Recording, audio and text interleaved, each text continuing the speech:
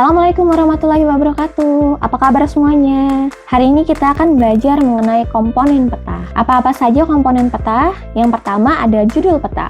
Pasti peta itu harus memiliki judul. Judul peta memuat informasi sesuai dengan informasi pada peta. Karena itu, judul peta merupakan hal yang pertama dilihat oleh pembaca peta.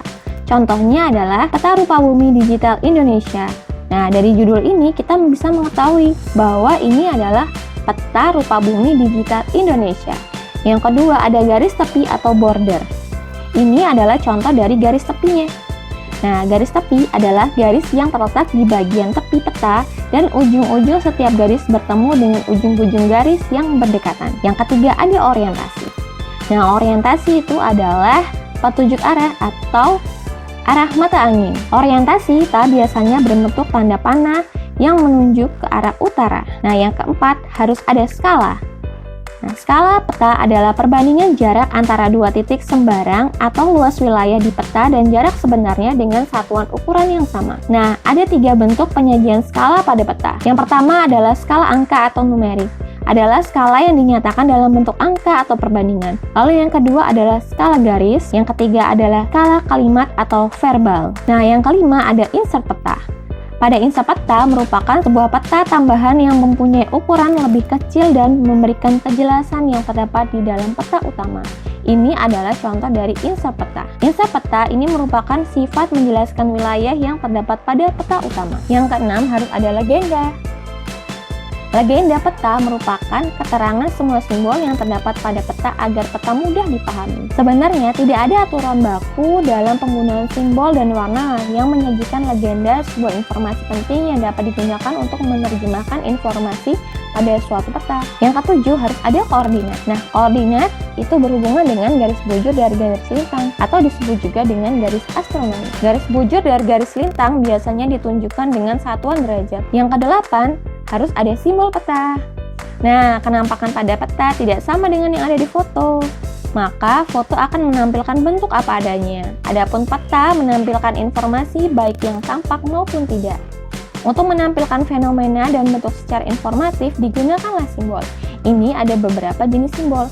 Ada simbol geometrik, simbol gambar, simbol garis, simbol warna, dan simbol bidang. Kemudian ada beberapa syarat-syarat simbol peta yang baik adalah yang pertama kecil, sederhana, dan jelas. Kemudian yang kesembilan adalah lettering. Nah, lettering adalah semua tulisan yang bermakna yang terdapat pada peta. Ini adalah contoh dari lettering. Rapia, letter, gunung, puyuh, kali, opa, ini adalah salah satu jenis dari lettering. Nah, bentuk huruf yang meliputi huruf kapital, huruf kecil, kombinasi huruf kapital dan kecil, tegak dan miring. Nah, contoh penulisan pada peta adalah sebagai berikut.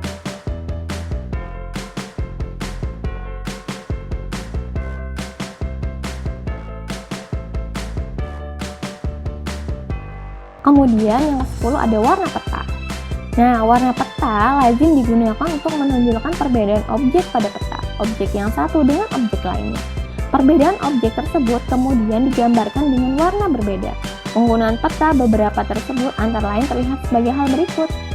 Contohnya, warna-warna yang kita temukan di peta ada warna coklat, itu menampakkan relief muka bumi, warna biru, itu mengartikan wilayah perairan seperti sungai, danau, dan laut. Kemudian ada hijau, itu menggambarkan kenampakan vegetasi, hutan, dan perkebunan. Kemudian ada warna merah dan hitam, itu biasanya kenampakan hasil budaya manusia, seperti jalan, kota, pemukiman, batas wilayah, dan pelabuhan udara. Kemudian warna putih untuk menggambarkan kenampakan es di permukaan bumi. Yang ke-11 ada sumber data dan tahun pembuatan peta. Ini juga penting loh. Sumber peta merupakan sumber data yang digunakan untuk pembuatan peta. Nah, sumber data memberi kepastian bahwa data informasi pada peta akurat. Sementara itu, tahun pembuatan peta dapat membantu pembaca untuk menganalisis berbagai kecenderungan perubahan fenomena dari waktu ke waktu. Ini adalah contoh dari sumber peta dan tahun pembuatan peta. Kemudian, yang ke-12 adalah pembuat peta. Nah, pembuat peta merupakan orang atau lembaga yang membuat peta. Contohnya, pada peta ini yang membuat peta adalah pemerintah Kabupaten Bekasi. Yaitu Badan Perencanaan Pembangunan Daerah pada tahun 2011. Jadi pembuat peta adalah pemerintah Kabupaten Bekasi. Demikianlah komponen-komponen peta yang sudah kita bahas. Semoga video ini bermanfaat dan sampai bertemu pada video-video selanjutnya. Terima kasih.